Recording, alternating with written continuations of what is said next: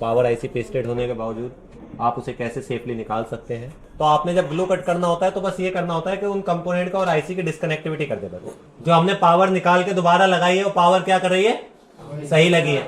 समझ में आया कैसे पावर निकालनी है और कैसे लगानी है।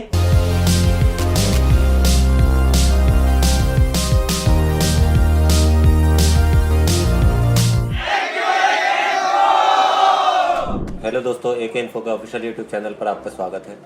आज की जो वीडियो रहने वाली है वो लाइव क्लास से रिलेटेड है। इस क्लास में आप सीखेंगे कि कैसे अगर आपके हैंडसेट में पावर आईसी डैमेज है तो आप उसे कैसे रिमूव करेंगे और कैसे फिक्स करेंगे।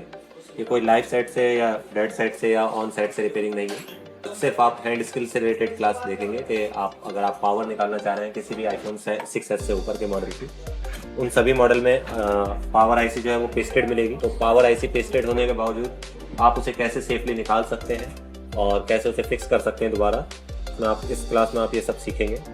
तो वीडियो में बने रहिए आखिर तक। हाँ भाई, इधर ध्यान दो मेरी बात पर। सबसे पहले मुझे बताओ पावर बदलनी क्यों है, क्या रीजन होगा जिसकी वजह से आपको पावर बदलनी होगी। या तो पावर ऑटो एम्पियर ले रहा हो, पावर शॉर्ट आ रही हो जिसमें पानी वानी आ गया है, या फिर आपने पीछे सीपीयू पे काम किया और सीपीयू की वजह से पीछे पावर हिल गई हो उसके वजह से, या फिर आपकी पावर क्रैक हो गई हो जिसकी वजह से आपको ये करना पड़ेगा। या फिर पावर का क्या होगा, जैसे आप करंट को ट्रिगर करते हैं और वो ट्रिगर करके जब तक ऑन ऑफ दबा के रखते हैं तब तक लेता है, और जैसे ऑन ऑफ रिलीज कर देते हैं तो ट्रिगर 0 आ जाता है। तो उस कंडीशन में भी पावर आपको रिवॉल्व करके लगानी पड़ सकती है। तो जब भी पावर आप चेंज करेंगे तो पावर को निकालने के लिए आपको 6 की पावर जो है, जैसे अगर आप iPhone 6 की बात करें A8 CPU की, तो इसमें पावर पेस्टेड नहीं है, तो अक्सर इसकी पावर बहुत ईजिली निकल जाएगी। जैसे ही 6S से ऊपर के मॉडल में आप जाएंगे, 6S, 7, 8, 11, 12, 13, सब में पावर आईसी जो हो गई वो पेस्टेड हो गई। तो पेस्टेड पावर आईसी जो है, देखें जैसे अभी आपको दिख रहा होगा, आपके पास भी iPhone 7 है और देखेंगे इसके इर्द गिर्द ना बिल्कुल आपको स्पेस नहीं दिख रहा होगा, और ये पेस्टेड भी है। तो इस पे कैसे काम करना है, इसके लिए आपको 3 तरह के टूल्स की जरूरत पड़ेगी। एक तो आपके पास 11 नंबर का ब्लेड होना चाहिए इस तरह का। एक आपके पास ये 07 ब्लेड होना चाहिए जिसे आप कटप्पा वगैरह भी बोलते हो। ये 2 ब्लेड आपके पास पहले होने चाहिए जिससे आप पावर इसे रिमूव करेंगे। तो पहले अभी हम पावर का ग्लू कट करेंगे। कोशिश कीजिए कि आपके पास जो ब्लेड हो वो नया ब्लेड यूज करें। आप 11 नंबर का जो ब्लेड आप यूज कर रहे हैं, नोजल हमेशा मीडियम यूज करें, वो स्मॉल यूज करेंगे ग्लू कट करने के लिए। टेम्परेचर रखेंगे 250, तो मेरा टेम्परेचर 250 है यहाँ पर, और एयर मैंने 2 कर रखी है।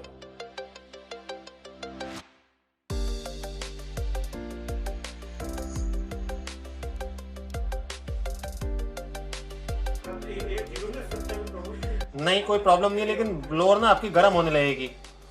हैंडल जो है ना जल्दी गर्म होने लगेगा। सही तरीका नहीं है वो। सही तरीका ये है कि एटलीस्ट जितनी आपने हीट बना रखी है वो हीट को बाहर निकालने के लिए एयर की जरूरत पड़ती है। तो अगर आपने 250 किया और एयर 0 कर रखे तो वो एयर जो है अब अंदर ही रहेगी, तो आपका एलिमेंट ज्यादा जल्दी गर्म होगा। उस कंडीशन में क्या होगा कि आपका हैंडल जो है ना वो गर्म हो जाएगा, तो हो सकता है एलिमेंट जल्दी खराब हो जाए।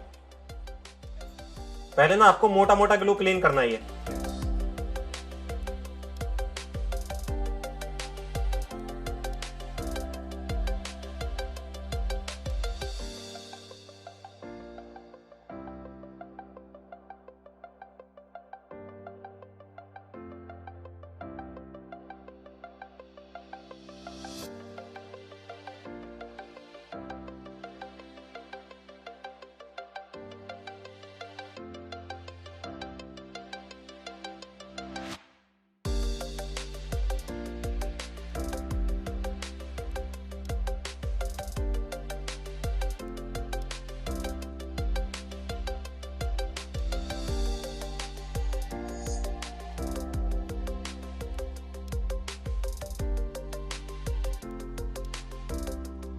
ये मोटा मोटा ग्लू कट करने के बाद तब आपको ये ब्लेड चलाना है।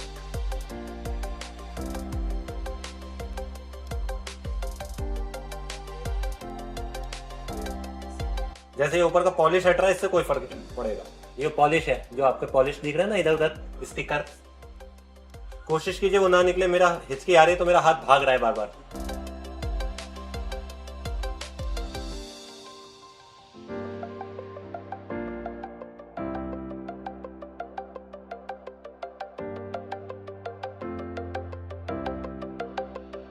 ज्यादा नीचे तक नहीं लेके जाना है बोर्ड पे निशान नहीं आना चाहिए आपका।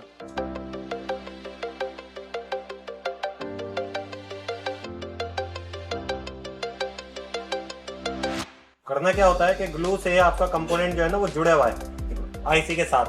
तो आपने जब ग्लू कट करना होता है तो बस ये करना होता है कि उन कंपोनेंट का और आईसी की डिस्कनेक्टिविटी कर देना। तो ऐसा नहीं कि बिल्कुल जमीन तक जाना है, जड़ तक।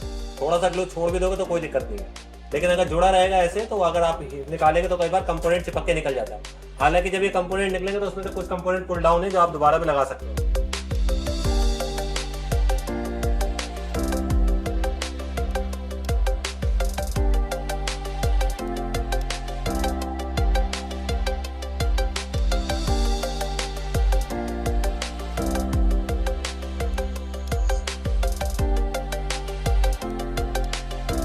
जब भी आप जैसे ये देख रहे हैं ना आपको मोटा मोटा ग्लू, तो अगर आप बिल्कुल जड़ से जाएंगे ना बिल्कुल काम करने के लिए, यानी बिल्कुल स्टार्ट एंड से ऐसे करके निकालेंगे तो हमेशा कंपोनेंट निकल जाएंगे। तो पहले ऊपर का हिस्सा 11 नंबर के ब्लेड से हम काट देते हैं ताकि स्पेस बन जाए थोड़ा सा।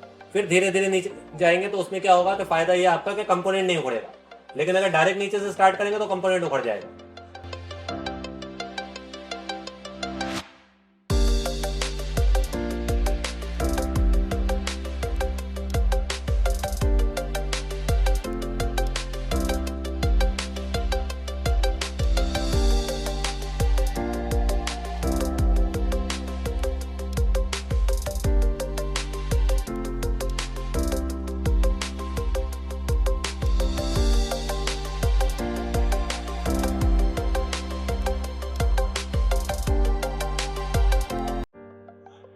जितना हो सके अपने आप को काम रखो, ठंडा रखो ना। पैनिक नहीं होना है काम करते में। पैनिक हो गए तो हो सकता है आपका हाथ बिगड़ने लगे। और जितना अच्छा आपका ग्लू कट हुआ होगा उतनी जल्दी आईसी निकल जाएगी।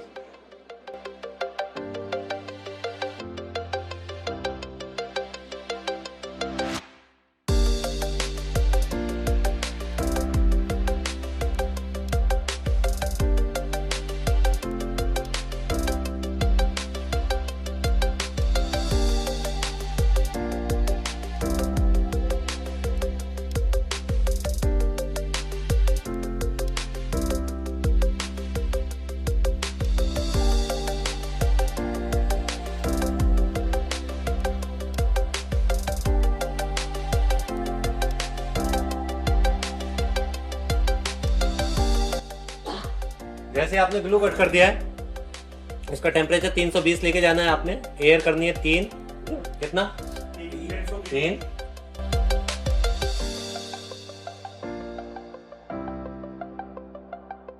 और एक जगह पे हाथ को रोक के रखना है ऐसे। कटप्पा दिख रहा है मेरा, मैंने ना उसे सिर्फ फंसा रखा है ऐसे।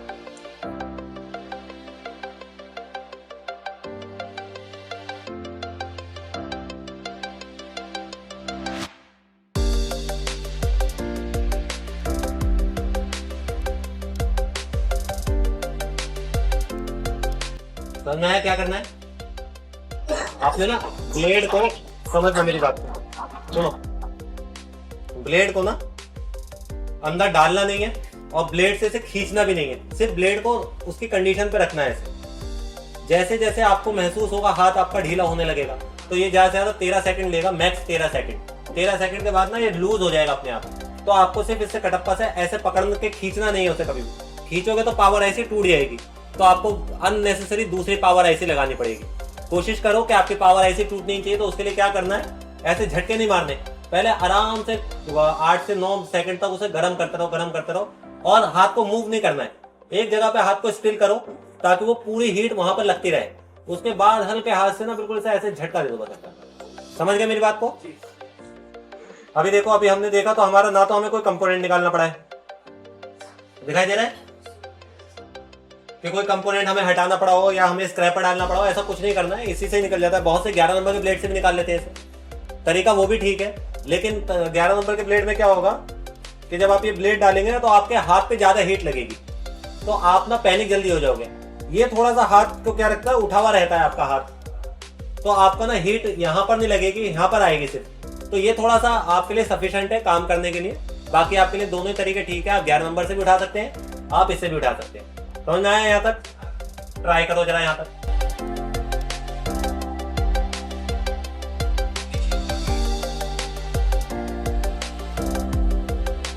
जिसका डन हो जाए हाथ उठा लेना।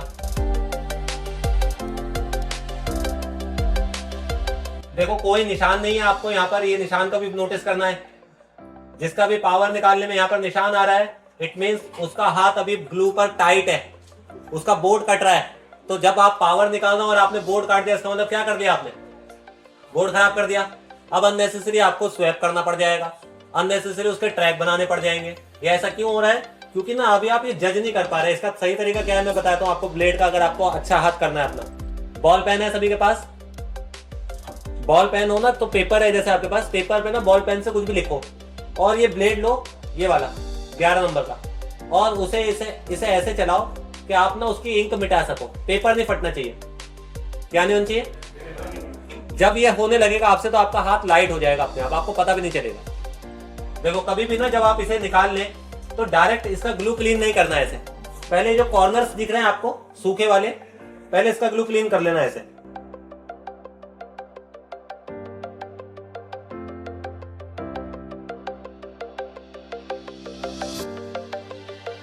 तो ये देखो सूखा ग्लू मैंने ऐसे साफ कर दिया। ये सूखा ग्लू ना जल्दी साफ हो जाएगा।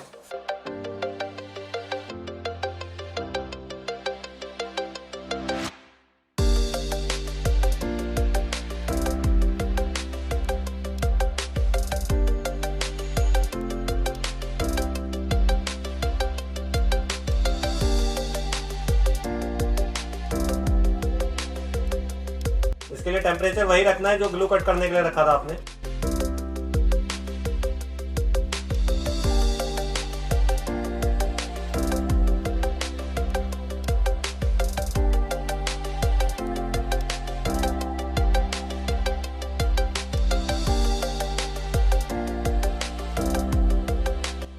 यही मेथड आप 11 में, 12 में, 13 में किसी की भी पावर निकालेंगे, मेथड यही रहेगा। एक्चुअल में इससे ऊपर के जितने बोर्ड हैं आपके, जैसे आप आईफोन X देखेंगे या 8 देखेंगे, तो इनका ग्लू ना सॉफ्ट होता जा रहा है। तो जितनी मेहनत इसमें ग्लू कट करने में लगेगी, उससे ऊपर वाले मॉडल में उतनी नहीं लगेगी।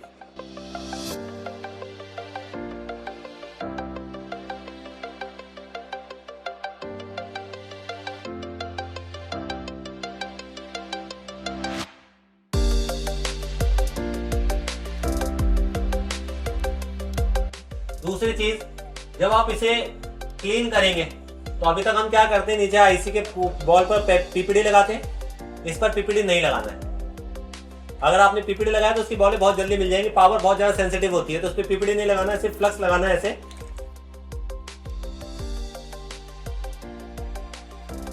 और हल्के हाथ से ना ऐसा आयरन चला देनी है बस, सूखी आयरन नहीं चलानी बस।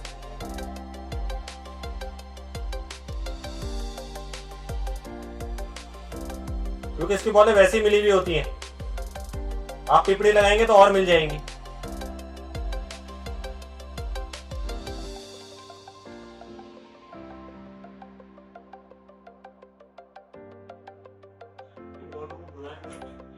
आयरन पे हल्का सा पीपड़ी लगा हुआ हो आपका, जैसे सिल्वर हुई भी होती है आयरन पहले से ऑलरेडी। नहीं, डिशोल्ड तो अभी चलाएंगे, अभी हम पहले बॉल को सॉफ्ट कर रहे हैं सिर्फ। लेकिन इसके लिए एक्स्ट्रा पीपीडी कोई यूज नहीं करना है बाहर से। जैसे 138 बताया ना आपको लगाने के लिए, वो नहीं लगाना है इसमें।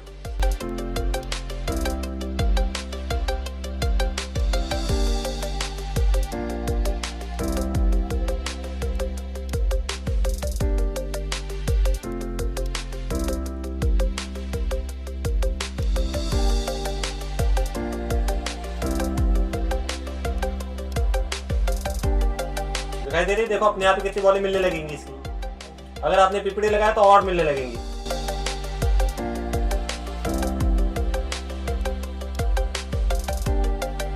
पावर के पास ज्यादातर पीपीडी अगर रह जाता है तो शॉर्टिंग आ सकती है, तो इसलिए मैं अवॉइड करता हूं। मैं आपको ही मना कर रहा हूं इसलिए कि आप इस पे पीपीडी लगा के क्लीन नहीं करेंगे।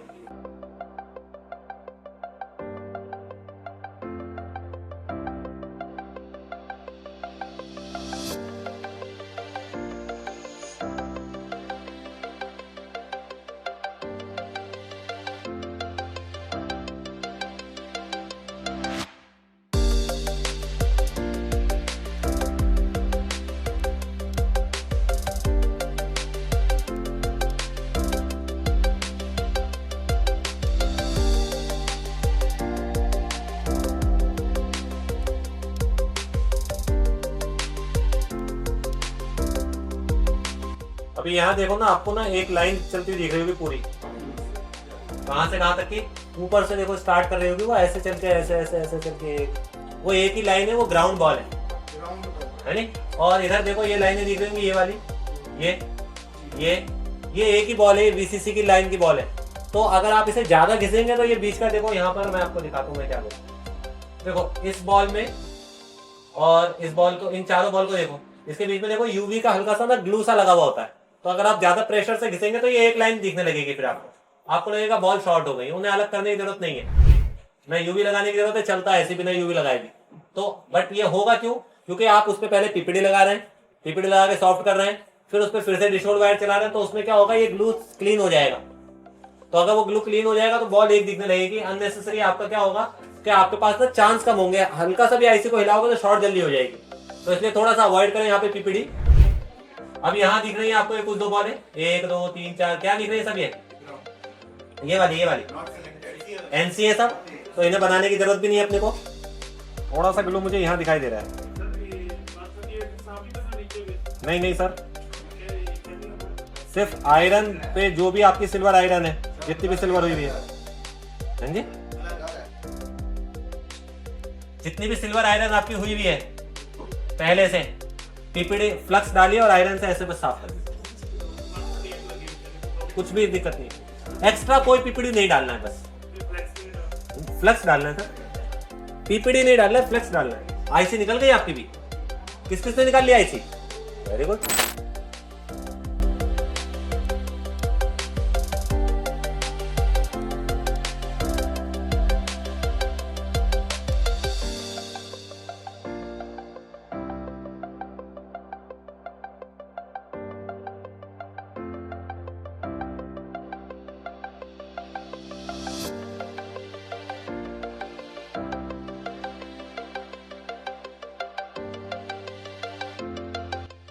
अभी सब पावर को क्लीन करना सीखना है अपने को।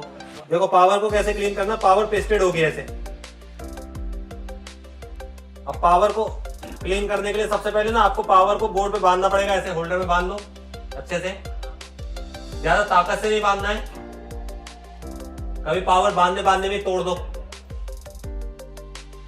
और अब यूज करना है इसमें 138, क्या यूज करना है? पावर पर।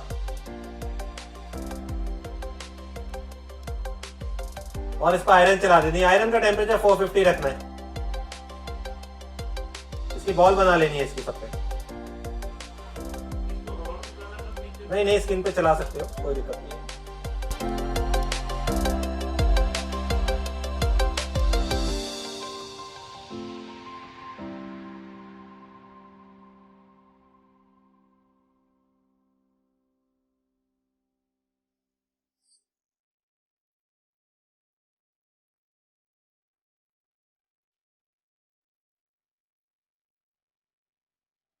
अभी हमने क्या किया, इसे सॉफ्ट किया है। सिर्फ क्या किया है? सॉफ्ट इसलिए किया है जब हम इसका ग्लू कट करें तो इसकी बॉल ना हार्ड ना हो। तो हमने टेम्परेचर से भी नीचे ले गए। अगर आप 83 लगाएंगे यहाँ पर तो प्रॉब्लम ये रहेगी कि बॉल हार्ड रहेगी।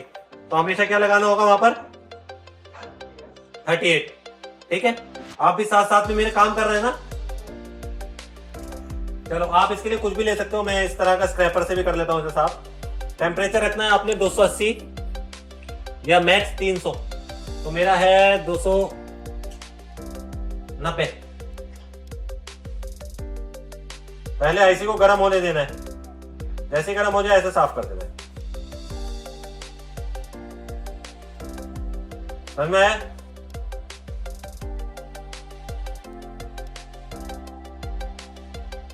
कोई जबरदस्ती नहीं करनी है। जब तक आईसी गर्म नहीं होगी तब तक ग्लू नीचे क्लीन करना है।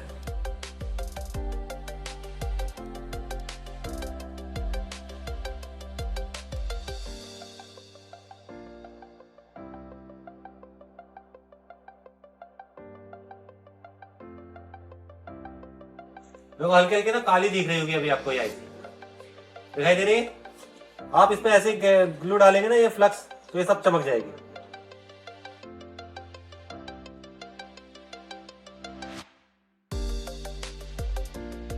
हल्का सा डिशोल्ड वायर लीजिए, अगर आपका हाथ अच्छा है तो। अदरवाइज आप बिना डिस्टोर्ड वायर के भी ऐसे ही से रिवॉल्व कर सकते हैं।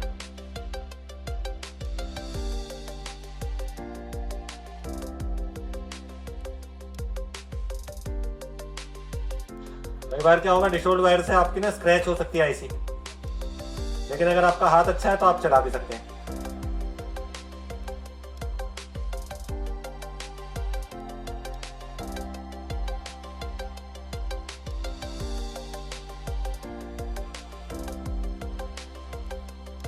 देखो अभी ना इसके कलर में आपको चेंजेस दिख रहे होगी कई जगह पर।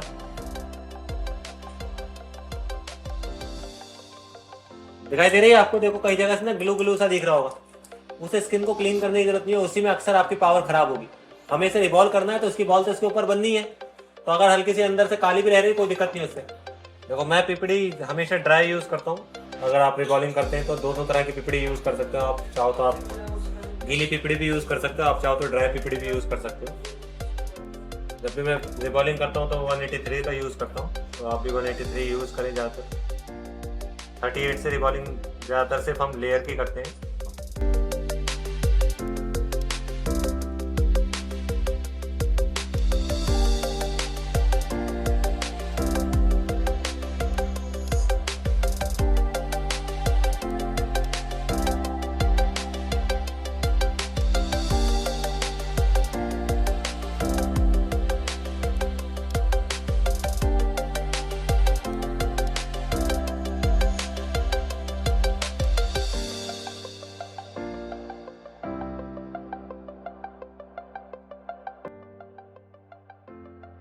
फिक्सिंग के लिए आपको एक चीज़ का ध्यान रखना है कि ज़्यादा फ्लक्स यूज़ ना करें। अगर ज़्यादा फ्लक्स यूज़ करेंगे तो आपकी आईसी जो है वो फ्लोट मारेगी, तो फ्लक्स थोड़ा सा कम यूज़ करें।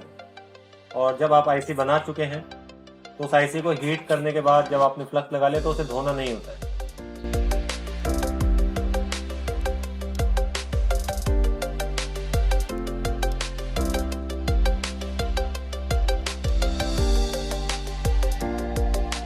चलो टेम्परेचर रखना है 280।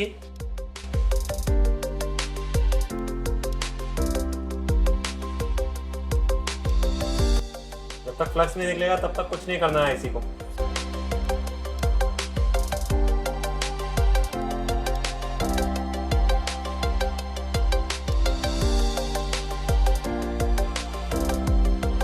देखिए शेक करा के देखो फ्लक्स निकल गया है।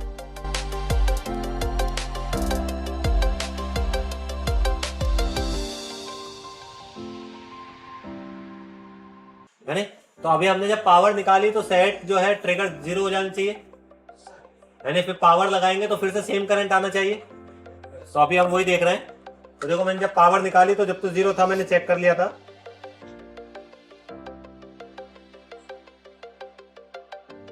तो 0 है अभी भी।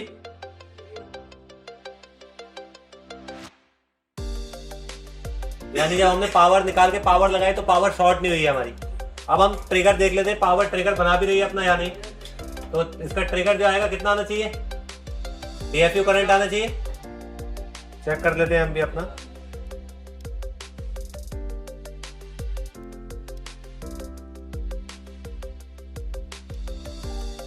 आ रहा है 58।